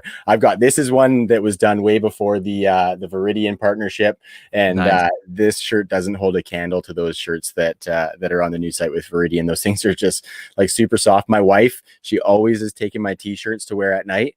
Got her one specifically for that purpose because she ain't touching mine, because that's my new favorite shirt, and I'm excited. We got the hoodies coming too, and nice. I'm so excited to get some of that stuff. So, and I'm looking out for the DHH stuff because I love the color scheme that you guys got. I love the DHH logo, and it's nice, man. It's nice to pair with people who you can talk to directly, and you can collaborate with instead of sending an email off into the ether and hoping that somebody's going to respond to you. So we appreciate those guys in a big way, and just their enthusiasm gets me fired up every time I talk to them about stuff for the shop. I get really fired up. So great work being done over at Viridian on all of the merch stuff, and they got a really good catalog of stuff themselves on the site of shirts that they've designed. So go check that out. Yeah, man. So all right, we're gonna talk some bold predictions, Tyler. This is it is the season. We're very close to the start of the NFL season, so this is the time for people to go out on a limb and put their stamp on something, and hopefully hold ourselves accountable by the end of the season for these bold predictions. So I think I'm going to give mine first, Tyler, because you are the guest of honor here. So I'll let you finish it off with a bang. I don't think mine is like too spicy bold, but my take is that I think James Conner will be a top 10 running back at the end of this season for the Pittsburgh Steelers. I am not buying the hype around Benny Smell, because I think he smells, and they've had a lot of problems with him over the last couple of years. It's like my daughter making fun of somebody. Totally. Absolutely. Yeah. Father of three, guilty as charged. Absolutely. Yeah. Benny Smell. Just because there was a stench around him last year. It was, he was drafted at a pretty good spot for a running back. Yeah, fourth round. He just got no work. Yeah, it's decent, right? Those are guys who can come in and kind of spell a little bit and flash something and then break out the following season. He didn't do that. And the Steelers they've shown a history of wanting to give one guy a bunch of work. They did that with James Conner a couple seasons ago. I think he was pacing out to be a running back one. And I'm not buying all that other junk about the other running backs. I do like Anthony McFarland for the future, but for 2020, I think James Conner, he's looking swole right now, like he could crack walnuts on that freaking back picture that he was posting. That was incredible. Like it didn't even look like a running back. He's so massive. So I think James Conner's back this season, and I think he can put a healthy season together and become a top 10 running back, and you're going to get him at a really good price if he can do that. Yeah, see, I'm actually buying Benny Snell. Are you? Wow, I'm slandering the guy. Sorry, dude. No. Don't be sorry. This is what makes good podcasting. Absolutely. And that's what helps is when people disagree, is because Benny Snell lost weight. And when a running back does that, a la Lev Bell, when he was kind of slow and meh his rookie year, and then he dropped 20 pounds. Benny Snell has dropped, I think, 13 or 16 pounds. So he's sitting around 216. And I think that's what he needed, because he is very smooth in the hole. And it's my same issue as Zach Moss and why I don't like him, because I just think he didn't have that initial burst. And if Snell can get a little more explosiveness coming out of the backfield, I think he's a heck of a running back. There is something coming out that they think Benny Snell is the future. I don't think they're going to sign James Conner. I know the footballers talked about it, and I agreed with them. Benny Snell, I think, is their future, and they're going to use like a thunder lightning approach with McFarland and Snell. I think they pair very well together. And like you said, McFarland, we do kind of a metric at DHH where we give ranks in different categories for rookies. McFarland scored higher than Dobbins and me just because his explosiveness. McFarland's tape was the funnest tape I've ever watched in a player. Like his 2018 tape when he wasn't hurt. Before Javon Leake too, right? Or before Javon Leake started getting like some real work there. Yeah, and it was actually when McFarland was in 2018, Travis May, he's like, dude, you got to watch this guy. And I started watching him like, holy cow, like why is nobody talking about this? I honestly think McFarland and Snell are the future. Connor, he's fine. Like he's never gonna go back to when he was in Pitt and he was fully healthy. I know it sucks that he got cancer. It's almost a shame because he was an elite athlete. He was so good. And honestly, I think he's about 80%. And I don't know if he's gonna hit that 100% James Conner that we all wanted to see. Kind of like Chubb. I think the same with Chubb. Like Chubb had that disastrous knee injury. Chubb is amazing, but I think he's still 80% of what Chubb could have been. Like Chubb was getting compared to like Walter Payton in Georgia. We can't forget about that. So yeah, Benny Snell to me is actually a buy. He could be cheaper. Connor is a sell for me. I'm avoiding. I really want him to succeed. He's a great story. I think he'll end up on another team, like maybe Seattle. I mean, they liked often injured running backs. So maybe Seattle takes a poke at him. And he'd fit so good in Seattle. I think he'd be so good in Seattle. Pete Carroll would love him. He'd be chomping at his gum saying, James Conner's great. Like it'd be a very good move for both parties. So yeah, I think Connor's not a Steeler next year. But Benny Snell, I'm telling you, maybe go poke around, see if you can get him. Yeah, I will concede that. Like he is going to be free. I think if he can be if he becomes what he can be as his profile, I'm totally with you. He'll be a great compliment with Anthony McFarland. I haven't seen it quite yet as to that necessarily happening, but we might see it this year. And I think on the Connor side of it, it's definitely just a 2020 take. He's not a dynasty target necessarily, but I think he can reap some value for this year. And I think what you said about him being a sell, I think you are selling him off of the potential for this to be a season of production for him potentially, and trying to cash out on what it'd be better mid-season. Like if you're mid-season and he's blowing up, I would probably be out. Like in dynasty, I would probably sell the instant I can get a first rounder for him. I totally would too. I totally would too. So I just think he's got that production happening this season. And like Tyler said, on the flip side of me giving the endorsement for James Conner, I would definitely sell once he starts blowing up mid-season or so as well. So yeah, the Pittsburgh backfield is one that we've historically wanted pieces of, and there's a lot of pieces to be had there right now. So I like that take on Benny Smell. Will's in the comments here, and he is a huge Steelers fan.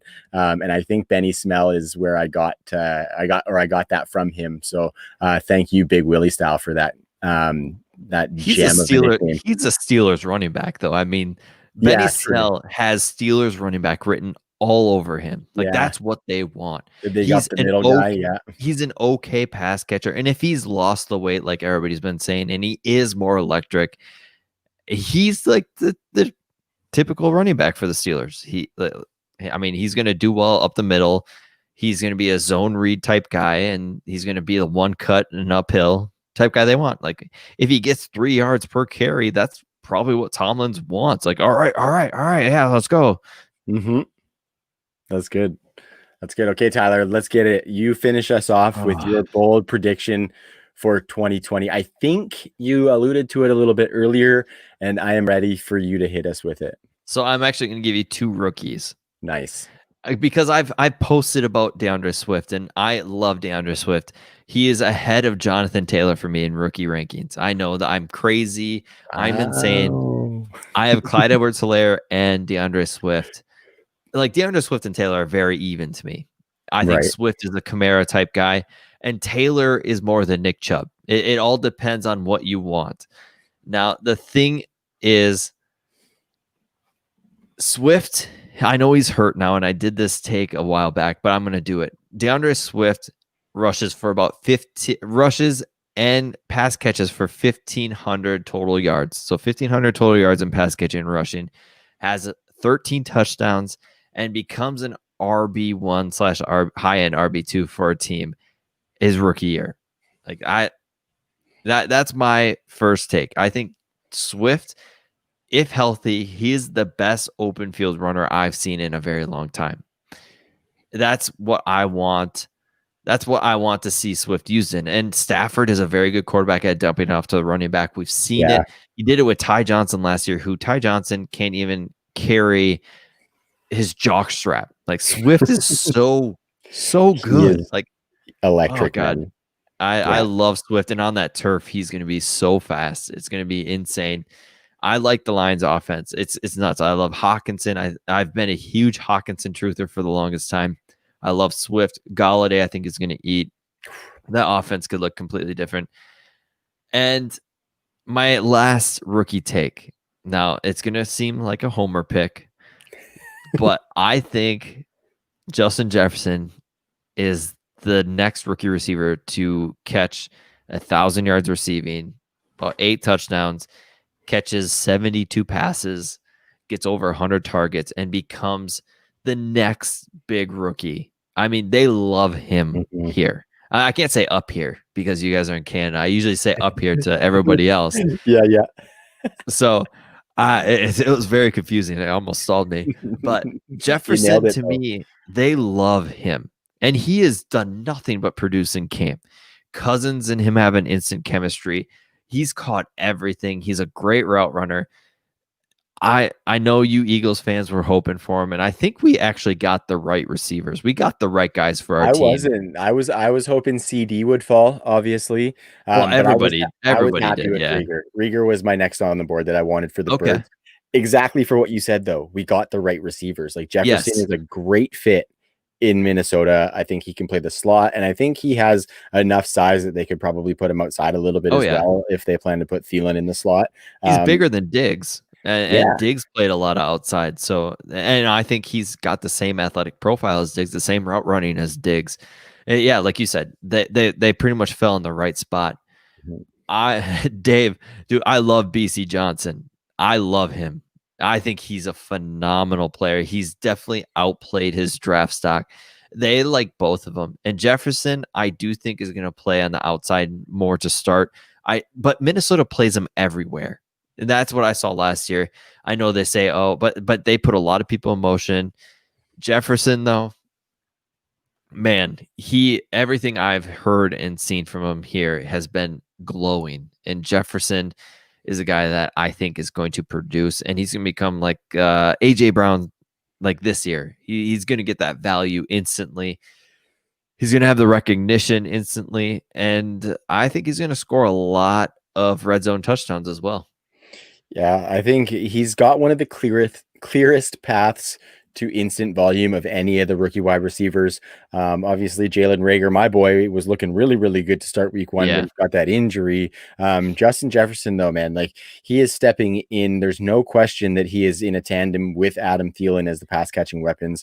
And, you know, we know that they've got Irv Smith and Kyle Rudolph, so they're going to be using some 2 tight end sets and have Justin Jefferson on the field quite a bit.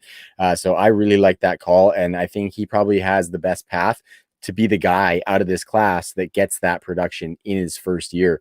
You know, exactly like you said, look at what Stefan Diggs did. Look at what he did alongside Thielen. There's a lot of, I'm seeing Adam Thielen go as like a top 8 wide receiver in certain drafts right now. And I get the opportunity. I see the pass production, but I don't think that he's going to be getting in the like 150 target range. I think they could probably both be around $120 as far as targets. Yeah, and I agree. Is totally fine, right? That's totally fine for me. I will take Justin Jefferson over Adam Thielen at cost every day of the week because I think he could have similar production by the season's end. Now it's a coin of two sides.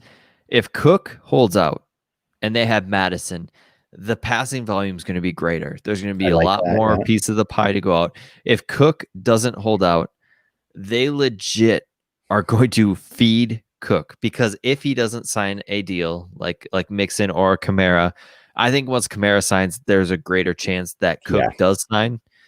But honestly, if Cook doesn't sign, they're going to run him, and I think Cook isn't going to hold out. I think they're going to use him like crazy, and there's a chance they don't re-sign him. So if they don't, and they have the mentality like, hey, let's use this guy, then we'll go to Madison next year, Cook is going to get a lot of that chunk. And Cook is probably top 3 pass catching backs in the league. I mean, you got McCaffrey, and I think Cook is right there with McCaffrey as a pass catcher.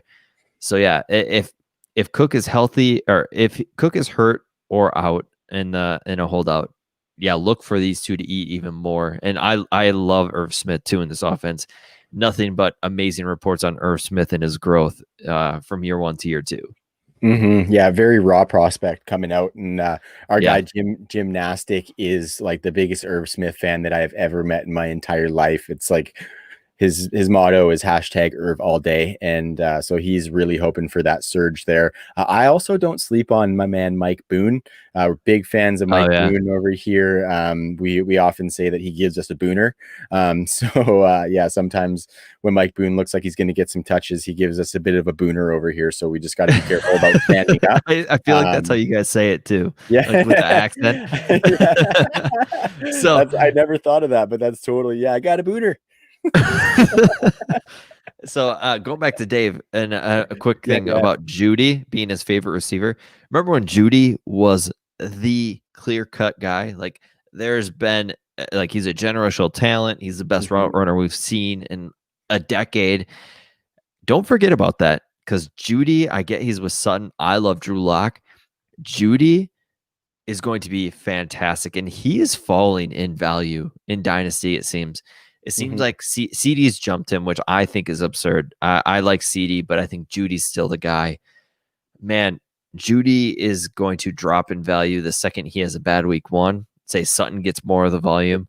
I'm going to be all over buying Judy. And I already own like 8 shares of him. So I probably can't buy him where I don't have him. Yeah, there's nowhere left to buy him, man. It's like Super Troopers when they tell him to pull over. He says, "I can't pull over any further."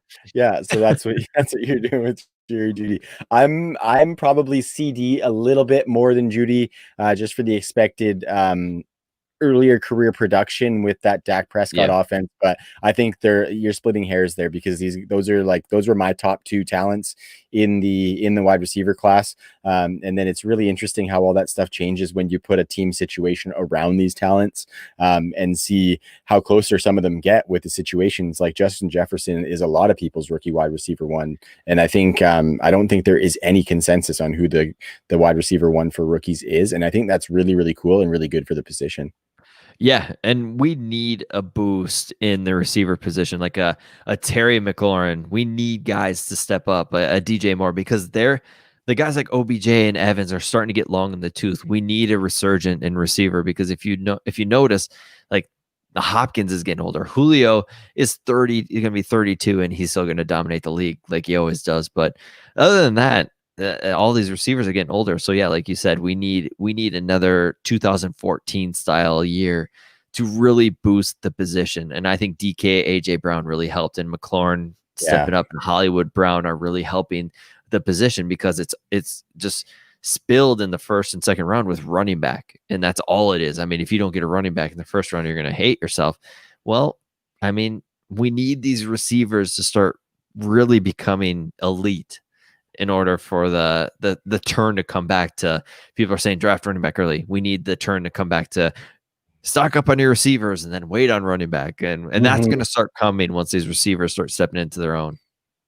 Yeah, and I think that's a good point that's bearing out in drafts that we're seeing right now, just based on the fact that for me, when I'm drafting, I'm comfortable with some of the guys that I can get in like the 4th round as my wide receiver one in certain situations. So I think that's bearing out in all that talent. Terry McLaurin, man, I can't get enough of Terry McLaurin. I've drafted McLaurin, and I've drafted like Calvin Ridley. The 5th and 6th round this offseason has been just a honeypot for guys like that have the potential, but also can still be your wide receiver 1/2. And if you have a huge amount of those guys, like say you have Hollywood, Calvin Ridley, and McLaurin on your team, that's a phenomenal trio. Like, you're gonna dominate. Yeah, I love it. I really like the wide receiver position a lot this year. I've been historically a running back heavy player, but I'm dabbling a little bit in, go a little bit running back heavy at the top, but then hammer some of those guys in that range that you just mentioned. So very good, Tyler. I really appreciate that. And I really appreciate the double bold prediction. And it has been my pleasure to have you on. It's been a bit of a long one. I know it's getting late for you there, and I appreciate you sticking it out and staying up. It's been fun. I work late. So this is normal for me. I still got like 2 more hours of being up. Sweet, man. I got a ways left to go as well. So why don't you, Tyler, before I ride us out here, why don't you let the people know where they can find you, talk a little bit about DHH and what you guys are working on these days, and just kind of let them know. Yeah, you can find me at Dynasty Happy Hour podcast, where my other fantastic co-hosts Tim and Doug are on. And like we talked about, without them, we would be nowhere. The writers have been pushing out so much content. This year we are going bi-weekly in season, because the redraft is in full swing then. So Dynasty, there isn't much to hit on. So we're actually going to go every other week. And then we have our boy Chase come in, who does fantasy football intervention. He's going to come in and be our week off guy that just talks about what happened. So we're changing things up a little bit, but we ain't going anywhere. We got some cool stuff from the site coming up. We're hoping to get some video content more. You can find us live on Facebook, YouTube, Periscope every week. We podcast around 8:30 Central Time. I don't know what it is Canadian time. Are you guys like 5-6 hours ahead or behind? Canadian time. It's weird, because it's Canadian time CAT, and then Central time CT. No, dude, Canadian rolls right along with all those times. I know. I'm not dumb. I was just rolling with that because that was gold Canadian time. I like that. We do kind of run on our own time, to be completely honest with you. But yeah, no, Canadian time is right in line. So 8:30 Central time for the Dynasty Happy Hour pod. Yes. And yeah, like, check out the website. We're getting amazing gear made by Viridian. They're going to be awesome. We're going to have specialized shirts. Apparently we're going to have Dig Tees shirts now, is what he messaged me. And then Doug's favorite, we had one of our co-hosts, Tim, screw up Jared Cook's name and call him Jared Cook. And then we're like, oh God, I bet he's phenomenal at watching from the sideline. So So they want to make a shirt out of that. Yeah. And then there's so many ideas we have. Yeah. My saying on the podcast is going to be very close to home. I like to say oomph. Yeah. I like to say player has oomph. Yeah. And he's got some oomph going through the hole. That's my saying. Sick. So we're going to get shirts like that. Yeah. So keep an eye on that. Hopefully that comes out soon. But yeah, I had a fun time. It's not very often I keep so much energy through almost a 2-hour long podcast, but you guys have done it. Seriously, it's been a blast. I'm so happy we did this. Thank you, man. Yeah, I'm stoked to have had you on. It's it's been an honor. You're somebody whose content I've followed a lot, and I really appreciate what you put out into the community, because it's always all positive. You're always commenting on stuff and responding back to people who are reaching out to you. So that's kind of what we look to be here at True North, and so we appreciate you joining us, Tyler. Anybody who watches us, please go and check out the Dynasty Happy Hour content. As always, our stuff is truenorthffb.com.